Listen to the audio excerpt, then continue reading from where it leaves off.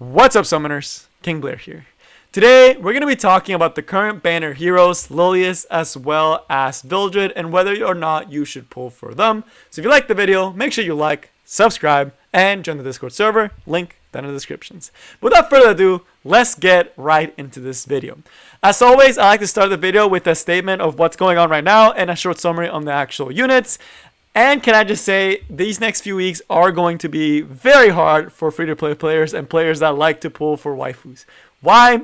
As you guys may know, the collab is coming in about probably 4 weeks, right? They announced that it would come out in June. There is a chance that it will be late June, but we should be hearing some news of it quite soon, right? It's getting close to the time where we should be hearing some news, and a lot of people are saving for that because usually collabs are 2 limited units. It's very rarely 1 limited unit. So there's a very good chance there'll be multiple limited units, which means a lot of summons will be needed. But Smilegate is really trying to get you to spend money with some great banners. We recently just had Rowana, who's an amazing unit, and now we have a unit like Lilias, who I'll describe in a second. And on top of that, next week we have Senya coming out, who from initial view doesn't seem like a lot, but we still have to wait for a ratio. She doesn't seem like a must pull from what I see, but she looks like a waifu, so probably people will want to pull for her. But you guys are not here to talk about all that other stuff. Just know that the collab is coming and you need to know that, and that Senya is coming. But now let's actually talk about the actual units, Lilias and Vildred. So Lilias is actually a very powerful unit. She's always been relevant in the metas, whether in a tank cleave or as a support or as a really just strong knight in all forms of PvP. She's good in Guild Wars, she's good in Arena, and she's good in RTA, while also having a PvE presence, making her a really good unit to have the earlier you are in the game, because she's actually really good for things like Abyss. She's really good for things like hard raid and just regular raid overall, and she's also pretty good at Earth Expedition if you don't want to use Ross, right? So she definitely has a lot of places where you can use her, and she is an A tier plus unit. Normally I would tell you it's a really good unit to pull for, and I'm still going to tell you right now it's a really good unit to pull for, but just know that the collab is right there, so that will completely depend on you. If you're someone that's just starting the game and you don't have a lot of resources and you're struggling in PvE, particularly Raid or Abyss, she's a really good pickup. And I even now recommend picking her up. You still have 4 weeks, which is not a lot to be able to pity 2 limited units, which is why you really have to consider, look at your account, look how many summons you have.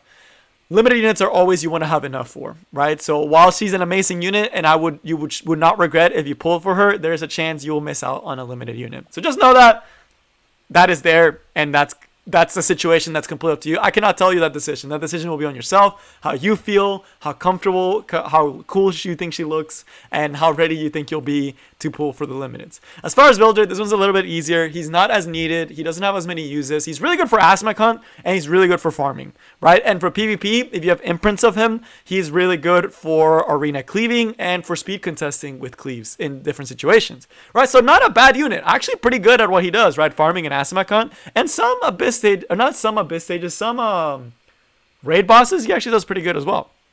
So not a bad unit, but not a unit that you should sleep over if you don't pull for. Most of the time people pull him is for Arbiter Vildred imprints, and usually the imprints are very nice to have. Normally I would have pulled on this banner, but I need to start saving for both Senya and for the collab, so I'm personally not pulling on the Vildred banner just for imprints. But that's another reason you would pull for him. But overall, it's okay to skip this one. It's not the end of the world. He's not gonna like a game-changing unit. Yeah, he looks dope. Yeah, it'd be great having Arbiter Vildred things, but he's a decently hard unit to build, and you don't get as much mileage out of him unless you're an early game player that's just starting off that needs a farmer, right? And there's other options for that as well. So there's a lot of units that can replace him. Lilias, on the other hand, there's not a lot of units you can replace. I would almost say you should honestly really consider pulling for this unit. She's pretty insane. She's a really good unit. But now let's actually look at the kids, right? Why am I hyping up Lilias so much? Why is Lilias such a great unit? And even to this day, it's just like goes in and out of metas. So Lilias is going to be a knight, a 5-star knight, and she does have really good defensive stats while also having a pretty good speed for a knight, right? 110, that's nothing to laugh at. And the base stats are very good with some defense and some health. The effectiveness is not the greatest thing in the world to have, but it's not completely wasted, as one of her skills does use effectiveness. 2 of her skills actually can use a little bit of effectiveness, so it's not wasted, but she doesn't really need it for a lot of the builds, but not bad, right? The stat line is high, the speed is nice. That's always good. Imprint is going to be attack. This one's actually really good for the imprint release because you're able to give attack to your cleaver or to the rest of your team on a knight. That is very good. Or you can just give her health, which makes her tankier. always a good option for knights. But now let's actually look at the skills, starting with the S1, which is probably the skill that she's the most known for. And there are units that can do this now. Units like Cerise can do this now. That have a similar S1 to her, and Kitty Clarissa when she has her passive up. But this is the only one that does not have a condition. She can just use it raw. And her S1 is going to be dual attack randomly, right? A lot of these other ones, this is very similar to Cerise's, right? You will attack like Cerise with a random ally, except you don't need to have a condition. You can just open with the skill, and you do damage based on the caster's max health. So it's a skill that does damage if you're a pretty big knight, and it does pretty good damage, right? Like it's nothing to laugh at. And the fact that you dual attack, that is one of the biggest reasons why, because not only are you bringing in a knight that provides support and provides an Aureus or an adamant shield, you're also dual attacking, providing damage, because you're able to dual attack with other heroes and do damage that way. That is why she's so good for things like Abyss, where you can bring a unit like a Stene and you're dual attacking with Stene and doing dummy damage, or a unit like Bellona and doing dummy damage, right? Or you're attacking with Tama and AoE stripping, right? There's a lot of really cool stuff that happens with this skill in PvE, which is one of the reasons why it's so invaluable in a PvE setting. And of course in PvP, this skill can cheese you games, right? If you pull someone like a Ravi, that's pretty OP, right? So, oh man, she just, also the design just looks sick. Like, I mean, come on. She probably is one of the best looking units in this game. That's the other reason that it makes it really hard not to want to pull for her. But that's the S1. The S2, not super insane, but nothing to laugh at either. Being able to provoke down a unit in PvP for 2 turns is pretty crushing, right? The fact that this unit doesn't hit either means she can use it on water units, or she can use it on units like Violet that are able to dodge. This is the one location where the effectiveness would be nice, where a little bit of effectiveness would be pretty good, because that way you can hit units like Kra, Orphan, and Cecilia and lock down their potential options, right? So really nice S2, and it also gives you a barrier, giving you survivability. Really good S2 overall. And you can soul burn it to ignore Efres, which is really cool in clutch situations when you really need to provoke a Ruel, for example. You can soul burn this and provoke down a Ruel for 2 turns, and that's usually enough to deal with the Ruel in a PvP setting. In PvE, it's also pretty clutch on some stages. But overall, I mean, like, already just these 2 skills are just amazing. And then the S3. This is my favorite S3 in the game. Even to this day, I think Operator Secret almost may beat it. But besides Operator Secret, I just don't think there's anyone close to this S3. I'm not even going to talk about it yet. I just want you guys to watch it. Like, look at this. I don't have sounds on right now, but you would be hearing the bells go, and it's like, boom, and then you're just like, oh, man, and then the gunfire. Oh, this skill is just, it's sick. To this day, this is still the most amazing skill, like, aesthetically. Lilias is just such a good aesthetic, well-made unit. There's a reason why so many people love Lilias, right? She's just so cool. She's such a cool unit.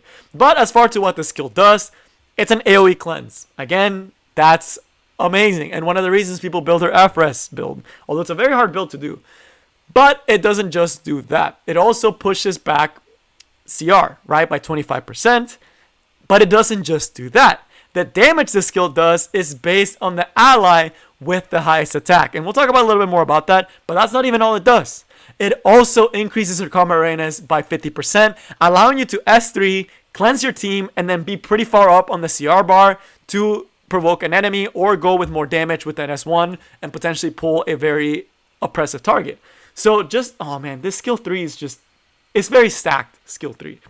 You guys can see in PvE where this would be really good because you're able to dispel all the debuffs and you're able to do a pretty good damage on the enemy because it's based on the enemy with the highest attack. The other reason why this skill is so good is because it scales off of attack and why she's a staple for tank cleaves. Because usually a tank cleave will have like 1 DPS and like 3 knights, right? And in those situations, if that unit has a lot of attack, think Holiday Euphine. Think Gunther, right, which is the one that people know. And now Senya, which will have the highest attack in the game, you can come in with that unit and do dummy damage if you give her a bunch of critical hit damage while still having a decently tanky Lilias, right? Like you can get her to like 300 plus critical hit damage and do really good damage with this S3 and still be pretty bulky, which is just makes her insane. And then S1 with that high attack ally later down the line, potentially, right? So very, very well cohesive, well-made kit that's very versatile in a lot of what she does. So where can you use her? Again, pretty much everywhere. With sites like Wyvern, Banshee, and Katie's. who no one really cares about, right? But for the most part, most PvE you can actually bring her in. Most PvP you can actually bring her in. She's a really good unit. Used to be a staple in arena defense. Still a pretty good one for Guild Wars defense in certain situations for lower ranks. She's actually pretty good in defense. And some people do like to cheese with her with like Charles. So definitely a unit that just is very versatile and will always go in and out of metas, right? Will always be relevant just because inherently her kit is just very good. So Lilias, should you pull for her? Kind of as a summary to this, I want to say yes, but because I know the collab is right there, that's a decision you have to make. And you need to be ready for the collab. Collab units are almost always insanely broken. Like limited units. So you want to be able to get that limited unit. Think F10, think SSB, think Landy. All these units are limited units, right? You need to have summons for them. So they are really trying to bait you to summon for Lilias and use your resources and then have to spend, right? That's what Smilegate's trying to do. They're not stupid. They're a company. They're trying to make money. They know you're going to want to spend on Lilias and then you're not going to be ready for the collab, right? And for the collab, about how much would you need? At least 1 pity, if not honestly 2 pities, because that's most likely what's going to happen. So if you have anything over 2 pities, I would consider buying. If you're an early game player and you're just starting your account, she can help you progress a lot, right? And she's a very solid unit to have in your account. So there would be 0 regrets if you go for her, right? And you get her in like a couple summons. Just a very solid knight overall. Now on to Vildred, who is a little bit more skippable. Since he's mostly a RB imprint, who's a really good unit that wants to imprint, or a cleave unit, or a Asmec hunt, although there's replacements for him, which is why I say he's replaceable. So as far as stats, he has really good attack, really great speed, not so great defensive stat, and has crit rate. I mean, he's an attack unit, right? He's there to do damage. He's not there to survive. Pretty standard stuff. The imprint, though, is where you start seeing the value. This is the highest. Well, not the highest. It's the highest 4-person speed imprint. Sure, he has a better speed imprint, but it's only for 2. This is the highest full team speed imprint you can get in the game. I don't think there's another unit that has this, which makes it extremely unique. But again, that requires you having 6 Vildreds, which you're not going to be getting, right? So that's not going to be happening as much as you want it to. Over time, you may get there with Slades, but to get to this point where he's really good for a cleave and for speed contesting, you're not going to get there easy. And then for attack, which is nice if you want to just buff him for Asmec hunt, you don't really need a lot of stuff outside of just the damage, right? But now let's actually look at the skills. That's one, very similar to Arbiter Vildred, hits 2 allies, 2 enemies, and it's based off his speed. Pretty basic, right? Does damage and hits 2 enemies. And it's based off speed, which allows you to build him pretty fast and still do damage. Then there's the S2, that basically what it does is if you get an attack buff when an enemy is defeated, right, by him. That's defeated by sweep or blade ascent, right? You activate Dancing Blade. It's kind of complicated. I always need to reread it because I'm always not sure if he gets it just if an enemy dies. When an enemy is defeated, he gets a CR push on his own, which is one of the reasons he's pretty good for cleave, so he can like defeat an enemy, use his S2 and like push up quite a bit and be right there and ready. Dancing Blades is an S2 ability that if you kill, I can't show you guys, but if you beat an enemy with either of these skills, you will trigger Dancing Blades and also get attack buff. And Dancing Blades is another AoE skill. So why he's so good for cleaving is the S3. Again, I mean, it's all damage, but it's based on speed, which gives him good modifiers. You soul burn this bad boy, you do this little thing, and in a cleave team, you do a bunch of damage with this S3, and if you kill an enemy, right here, let's say you killed, you would go into an S2, right? And a Dancing Blade. So it's a lot of AoE, right? It's a lot of AoE damage, which is why it's pretty fun, but not the greatest cleaver out there right now, right? Because it doesn't bring a lot to the table besides damage. And that's his biggest problem. He only brings damage to the table in a speed imprint, which is why he's very skippable because there's other units that also do damage, but also do a lot more. Think units like, for example, Stanek can also stun and is stealthed. There's units like LQC who just dunk. There's units like Tamaro Luluka that push your team up. And then for AoE, think Arbiter Vildred, right? He may not get double AoE, but Arbiter Vildred gets a glancing hit and gets to revive back, right? Like, he doesn't bring a lot to the table besides just damage. Even Judge Kise, right? She strips and she reduces buff cooldown. So again, good cleaver, yes. For Asmec hunt, this is amazing because it's it hits 2 enemies.